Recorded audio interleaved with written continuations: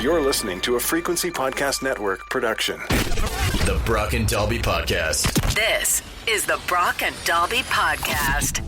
Welcome to Thursday. My name is Brock. I'm Dalby. I just want to say thank you for listening to the podcast. We really appreciate it. Yeah, it means a lot to us, and especially to anybody who has left comments on the Spotify episodes or reviews on Apple. It's really cool to see that people are interacting with the show. It's cool because you can see on the website that we upload the podcast to, in Canada, there's a lot of listens, right? In Ontario, right? Of course. Southern Ontario, Northern Ontario, Eastern Ontario. Then, of course, we've got, people we know out in the prairies and stuff. Yeah. And then I know there's some people that, go down to Florida that listen to us. Yeah. But then as you look on, the other side of the world there, we've got people listening in London, England. We've got people listening in Shanghai, China, Beijing, apparently, Tokyo as well. Which, honestly, the Shanghai, China one surprises me because I would have expected that we would have been banned in China. Yeah. I remember my college radio station was an online-only radio station, and our website was legitimately banned in China. The biggest one that surprised me was Santa Africa. Really? Yeah. Interesting. Apparently there is one person listening in Africa right now. See, and that's the thing, because it begs the question, is this somebody who went on vacation somewhere or went on a trip somewhere for whatever reason and could not leave us behind, had to bring the show with them? Or is this somebody in Africa who somehow found our show, our podcast, whatever, and was like, this is now part of my day? If you are the person in Africa listening, take the podcast to some of the tribes out there. Yeah. Spread the good word. Spread the good word. I know some of those people, they don't have internet or anything. This could be their first, look at the internet. We need Brock and Dalby missionaries spreading the gospel dude. of bad. This is the Brock and Dalby Podcast. Tomorrow's going to be a weird day. Why is that? I forgot to mention, I have to leave, right after Ed's word of the day tomorrow because I have to go get a vasectomy. You gotta get another. Wait. So what? So, longtime listeners may remember I had to go in October. Yeah. To go get one of them no needle, no scalpel vasectomies. It didn't take? I finally did some testing and still swimming. Pool's, it's not full, but there's still some people doing lane swim. Damn, dude, what kind of superpowers you got? Holy, you got some real swimmers down there, pal. So they took the sample and they did the count and it wasn't zero. So I had to talk to the doctor and he basically hit me with the give me a second chance. I know if you could give me one more chance, I can get in there. I can get it done. The doctor's like, I swear this never happens. No, but legitimately, though. He's like, I've been doing this for a long time. This has only happened maybe a handful of times. You got to trust me. Man, you do realize that this is a sign, right? A sign of what? This is a sign that you're supposed to have another child. I don't think anybody believes that. The Lord works in mysterious ways, man. What's that old saying? If you love something, set it free. If it comes back to you, it's meant to be. The problem is it never came back. It never left. I'm still trying to kick them out the door. Yeah, you tried to get rid of it and it never left. I can't be having a kid now. I am 41. I'll be 42 in September, which means if I was to get my girlfriend pregnant today, I would be 60 years old at my child's graduation. The world is giving you a sign that it needs another Dalby in it. Again, show of hands, anybody who believes that's a good idea. You could have a little John Connor or something hiding in there right now. Maybe that's what it is. Brother, if the fate of humanity, if our only solution against the uprising of AI and the robots is currently living in my testicles, we're going down. I'm just saying it's a disservice to society, man. I'm willing to make that sacrifice. The Brock and Dalby Podcast. Oh, Dalby, you should be damn proud, man. Got the toughest sperm in town, brother. I'm telling you, it didn't happen to me. It happened to my dad. He went for a vasectomy, and he still had a whole pile of swimmers left too. So it happens, man. It's out there. It's better that you Dad found didn't out have from the another doctor kid or and nothing. actually not It's better that I found out from this doctor and not another type of doctor. Well, I was going to say, yeah, from Mallory herself. Yeah, it's better to hear from the family doctor than the gynecologist. Yeah, exactly. I think that's the right word. I could be wrong. I don't know. If anybody else is poking around down there, we got problems. Well, be proud of your swimmers, and hang on to those sinkers for one more time. They're getting evicted tomorrow, hopefully. One last hurrah tonight, big guy. Not everybody gets to go to prom twice.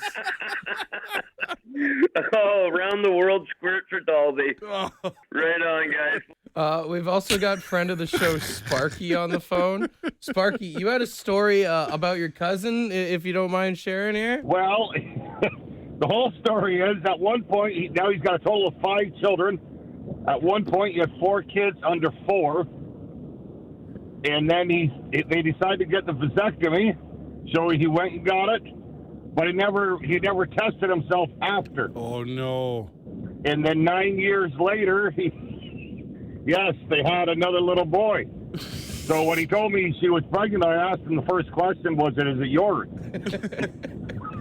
Because after 9 years, you kind of think it'd be done, but apparently he's got powerful swimmers. Oh yeah. So what's the after process like? Like you actually have to, go and bring a sample and everything? Which, by the way, is the most awkward thing in the world because you have to fill the cup. And then you bring it to someone? At home, and then you have to get into the car that you drive. Oh, you don't do it at the doctor's office? No, they don't want you doing that in I there. thought they had like a special room for that or something. No, you got to do it at home, and then you got to go in. I go up to the front desk, like I'm trying to sell this man drugs out of a trench coat. I'm like, hey, I got the thing. Oh. And he's like, oh, yeah, there's a bucket in the back. I don't want to touch that. He doesn't. He has nothing to do with it. So you got to go in there and then you leave it behind. But is you got to wait 30 days. And then also, if you're getting your pool ready for the summer, you have to clear out the pipes, right? You have to clear out the ductwork. Yeah. So you have to wait a while. You have to do some things, and then you present, and then they look in there, and if there's still activity, then you can test again. And if there's still activity after that, then they go, all right, well, it didn't work. When you were driving to the place, did you keep it in the cup holder? Did you hold it the entire time? So that's the thing is I thought you had to keep it warm, so I kept the cup in my hand. Sealed and everything, but I was like, well, I don't want them to die. Yeah. They're still in there. You're going in there like Little Caesar's hot and ready. Well, here's another song for you, brother. Oh, good. It's Bryan Adams. Last time you played this, it didn't work. This song is cursed. Well, hopefully he uses the knife this time. None of that laser crap. Here's Bryan Adams. The Brock and Dalby Podcast. The Brock and Dalby Podcast. All right, it's time to censor out some ZZ Top because they are the band of the week as we will be playing Eliminator on the Sunday Night Vinyl series. So as we always do, let's try and make some songs sound dirty, which, kind of works easy with ZZ Top, to be honest. ZZ Top already pushes the limits. Like, if you play ZZ Top songs for the wrong generation of person, they're going to go, this is just a bunch of filth. Of course, I want to start off with Tush. This is an easy one here.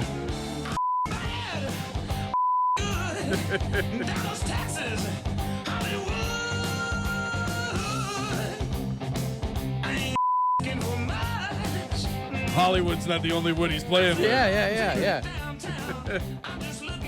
That was an easy one to start off with, sure. Right? I don't know if you know the song I Need You Tonight, but this one works out pretty well. Outside my window,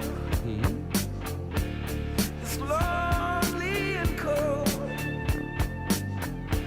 Inside my there's a fire burning out of control. Pretty sure that's called chlamydia. Yeah, there's medication for that, brother. You can get that treated. You don't have to sing about it. Can't Stop Rockin'.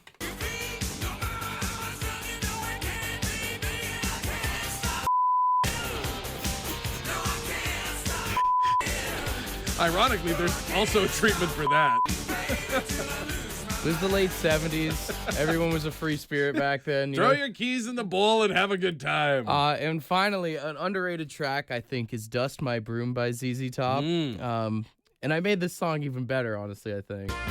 I'm gonna get up in the morning. I believe I'll my broom. I'm gonna get up in the morning. I believe I'll my blue. Well, that best gal I be loving, so my friend can have my room. I'm sure there's a video about that somewhere online. It's not going to get the floors clean, but it sounds like a hell of a time. The Brock and Dalby Podcast. My buddy Derek's bachelor party is coming up this weekend. We're heading out to Kawartha Lakes. 12 dudes, one cabin, which sounds like a greasy video you might find on the hub.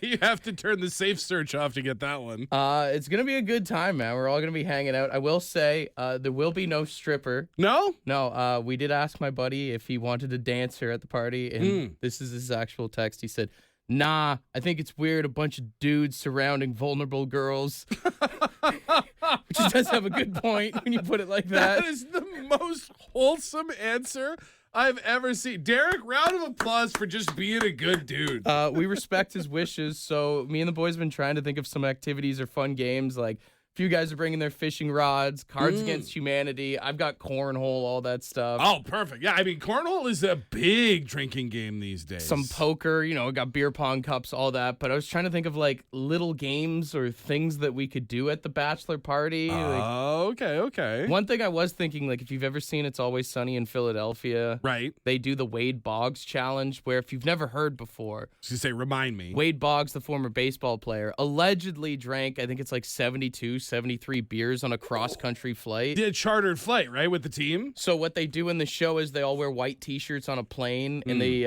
mark for every beer that they had. So I was thinking Saturday morning, I give everyone a white T-shirt and a Sharpie, and then we see who comes out on top. Oh, that'll be interesting. Do the count the next morning. Although it will be tough when you bring your white shirt with your 6 Michelob Ultras marked off. I was thinking everybody could put like $10 in too, so we can make it like a little interesting. Oh, a little winner takes all? Yeah.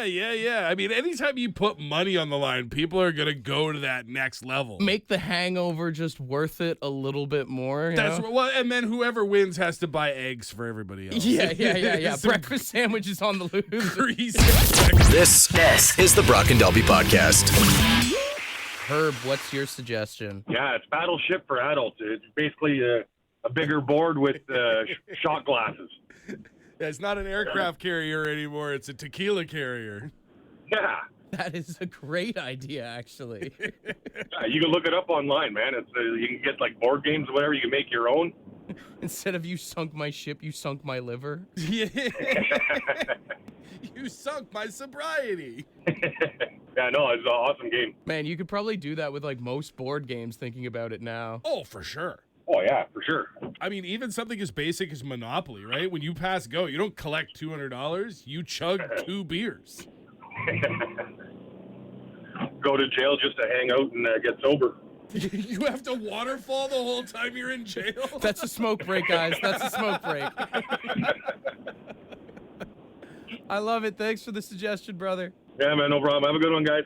Got a few people suggesting games like put the mustache on the TV and drink every time it lines up. I've seen that before. The Mario Kart game where you drink every lap or whatever. The Beerio Kart. Yeah. You have to, but you can't drink and drive. You have to promote responsible consumption. So you have to park your cart, chug your beer, and then drive again. One that I haven't done in a while, someone texted in Thunderstruck. I forgot about that game. Oh. You drink every time they say the word thunder or Thunderstruck in the AC/DC song. That's if you're not looking for a long night, though. Dude, they say it like 107 times. That's a game you play if you're like, all right, everybody else has been drinking for a couple hours. I need to catch up. You can do that with Thunderstruck. You can do it with Roxanne. Another good one is with Triple H's theme song, The Game. Time to play the game. Yeah, you can crush like 4 or 5 beers in that one.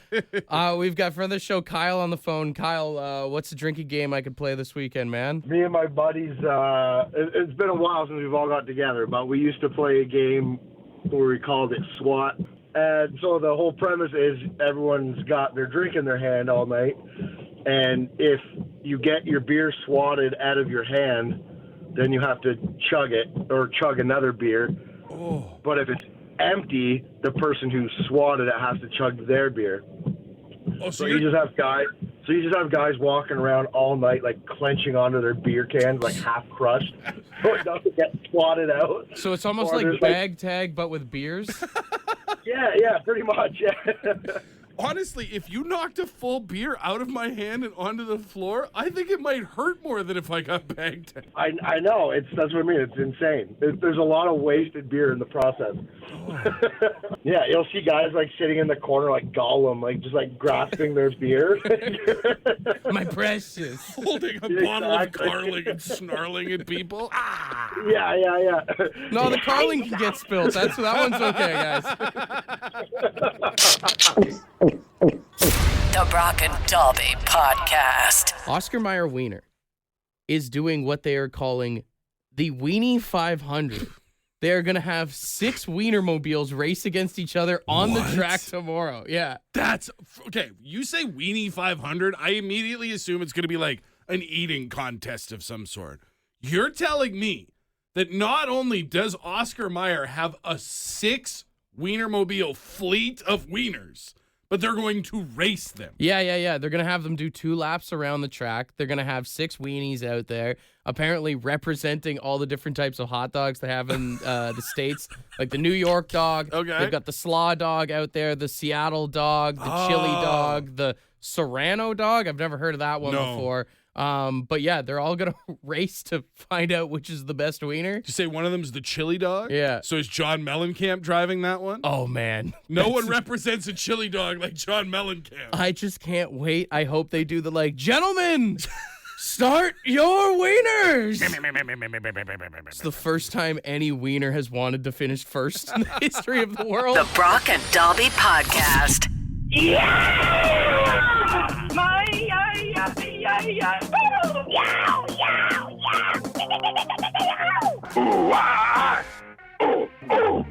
All right, it's time for rock impressions, or rather Oz impressions, and we've got $100 in Lotto 649 tickets for Saturday's jackpot. Nobody won yesterday, so the gold ball jackpot up to $18 million this Saturday. Guaranteed $1 million prize if no one gets the gold ball, and a classic $5 million draw up for grabs as well. We've asked for suggestions on what Aussie clips we should use, and this is probably the most highly recommended one.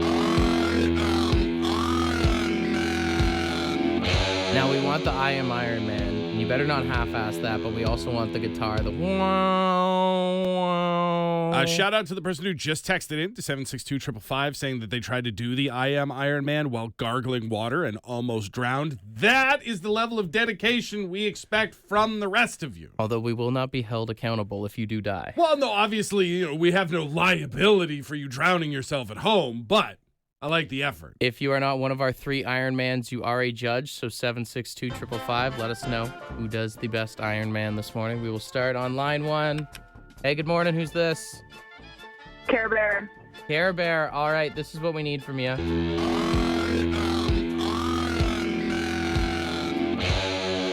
And do not forget the guitar at the end, all right, Care Bear? Yep. All right, take it away.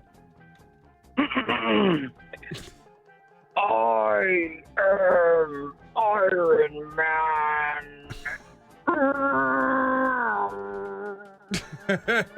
Almost kind of sounded like Optimus Prime a little bit. Say Autobots for me.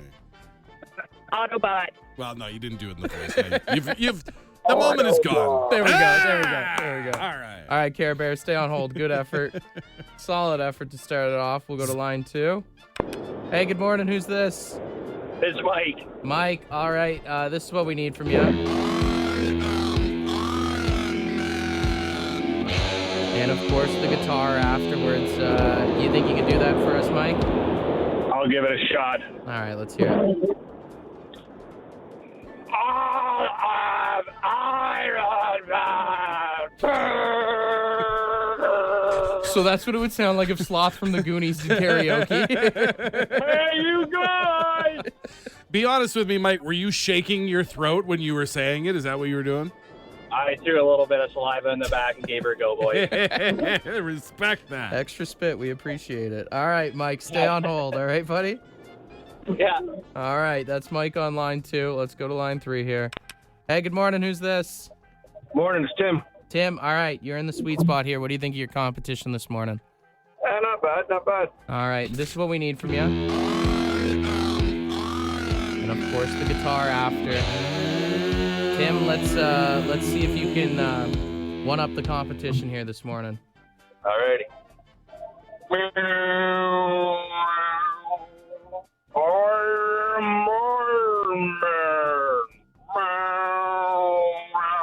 All right. That's good. It's good guitar. Give us a little bit of the bonus at the beginning there. I like that. All right, Tim, stay on hold here. 762-555. What are we thinking? Line 1, line 2, or line 3? We had Optimus Care at the beginning there. It was a good start. It was solid effort. We had Tim at the end who gave us the bonus guitar. But for my money, I still think that the best Iron Man was Mike. I felt like Mike hit the line the right way. Michael the Sloth? Mike the Sloth with the spit in the back of his throat. Text line seems to agree. A lot for Tim, but also a lot for Mike on line 2. Mike, are you still there? I'm still here, fellas. Woo! Congratulations. You get the ding and the round of applause there. And you also gave us the beautiful image of Sloth doing karaoke to Iron Man. Well, they had to do something once the movie was over, right? They had to go hang out. Oh, yeah. If you boys, thank you. do happen to win the big jackpot, got some nickels and dimes for the fellows over here, at least some tickets to go to that final show? Plenty, boys, plenty. I got you. This is the Brock and Dalby Podcast. Is it real? Is it fake? Do we even care? Let's find out. Today, we learned that Master of Wine is an actual title that you can earn as a sommelier if you put in what's essentially the equivalent of PhD work in learning about wine. Yeah, it's not just the title of your friend that likes to drink too much boxed wine. So today, we're doing a real or fake where I found some other job titles that are equally as ridiculous sounding. I want to see if, Brock, you can tell the difference between real jobs and ones that we've made up here today. All right, let's do it. Number 1 is a flavor guru. A flavor guru? And I'll give you a description. It's an ice cream flavor designer who's in charge of testing new commercial release ice creams. It feels like something I'd see on like a Guy Fieri show, so I'm going to say yes. It is true. It's not Guy Fieri. It's actually the name of the people who make ice cream for Ben & Jerry's. Really? That's their official job title is flavor guru. That's what I am when I'm stoned. Next is a vibe curator.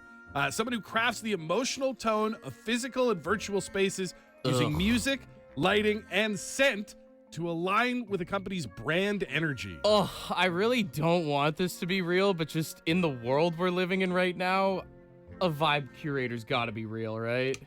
No, it doesn't. Oh, thank God. It's not a real Thank job. God. Now, there are people who essentially do that, but the job title vibe curator is something I just made up. That feels like something you see someone talk about on Instagram.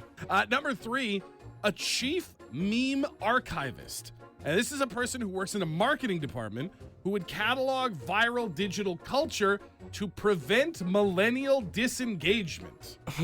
Chief meme? Chief meme archivist. Basically someone who follows internet trends and saves the ones that they can use later. Damn, that also feels like a real 2025 job.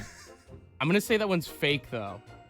Yeah, that one's fake. Yeah. Okay. Thank God there's not somebody whose job is just saving things off of Reddit. Yeah, that's like my one buddy who just sends me memes constantly. He's a chief meme archivist.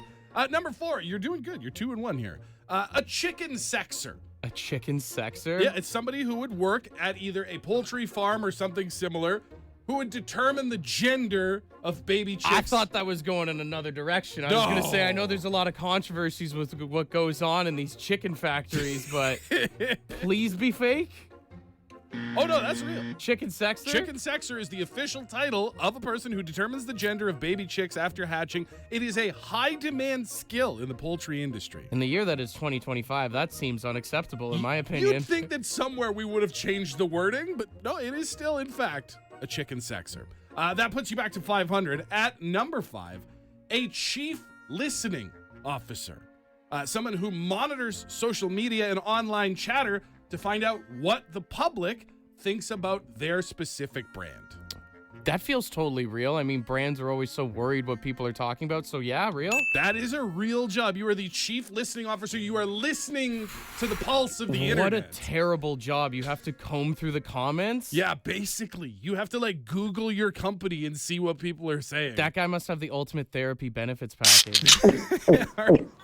The Brock and Dalby Podcast. Apparently, NFL athletes will now be allowed to compete in the Summer Olympics in 2028 for flag football. That was announced yesterday. I saw that, and at first I was like, oh, man. I mean, that pretty much guarantees America's going to win the gold medal. Yeah. But then I was also thinking, I was like, these are guys who live and breathe and have played tackle football since they were like 8 to 10 years old.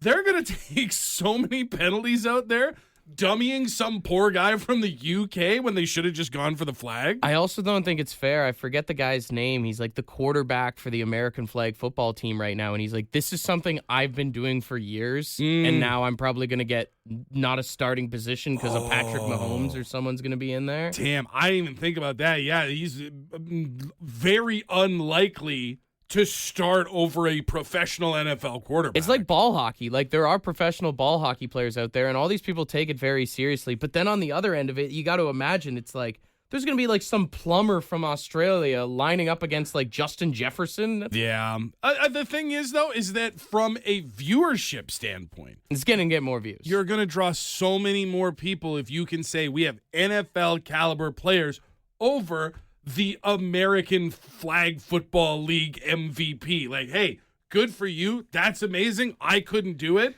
But the average person is not turning on their TV for that. Essentially, the U.S. flag football team is like Russia, and then anyone that beats them is like the Miracle on Ice team.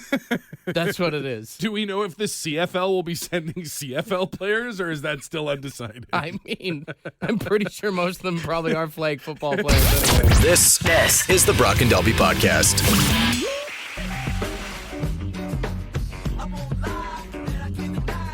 I think you send us a text.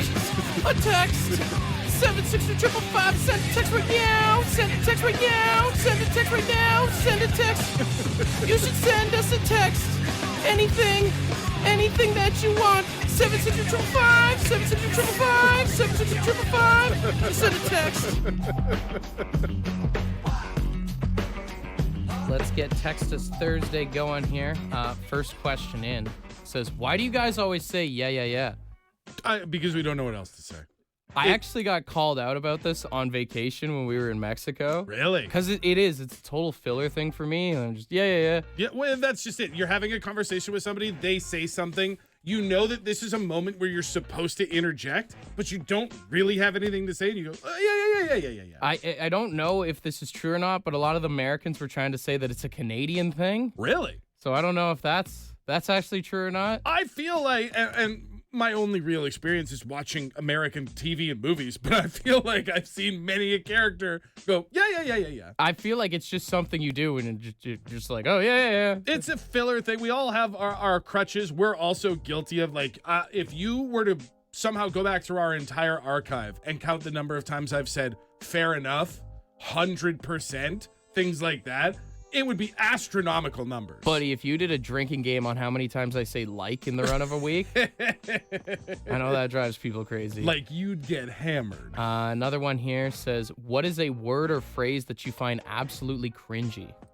Well, you know what? Honestly, one of them now is cringe. And I think it's because I have 3 children under the age of 12 in my house, and everything is cringe all of a sudden. Cringe this, cringe that. It's like the word cringe has lost its actual meaning.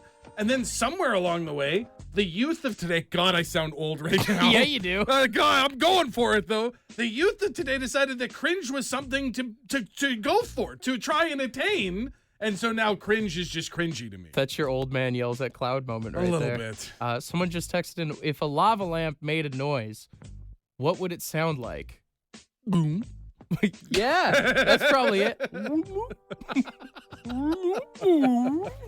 Oh, yeah, it's basically would sound like whale noises from a distance. Yeah.